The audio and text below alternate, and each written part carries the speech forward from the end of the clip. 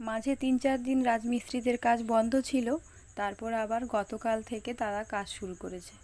গতকাল plaster complete হয়েছে, আর আজ ঢালাই হচ্ছে, আর আগামীকাল নেটিং হবে। এখন আমরা আপাতত অর্ধেকটা ঘর রেডি করছি, অর্থাৎ একটা বেডরুম, বারান্দা আর মাঝের এই গলিটা করব।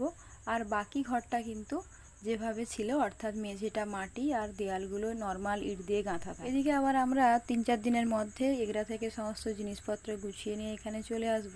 তখন কিন্তু ঘরের মধ্যে জল থাকবে, তখন একটু অসুবিধা হবে। তো যাই হোক, এরপর সন্ধ্যাবেলা গ্রামের শীতলা পুজো উপলক্ষে গেছিলাম যাত্রা দেখতে। তো চলুন এখন দেখে নিই যাত্রা কেমন। হ্যাঁ হ্যাঁ ওইখানে ওইখানে কিন্তু কিন্তু ওখানে তো অনেকগুলো গরু ছাগল বিক্রি করে জল খাচ্ছে। তার মানে ধারে কাছে নিশ্চয়ই কোথাও লোকালয় রয়েছে। দেখা যাক, যদি সঙ্গে গোটের রাখাল থেকে থাকে সে নিশ্চয়ই এখন বাড়ি ফিরবে। আমি ততক্ষণ ওই ঝোপটা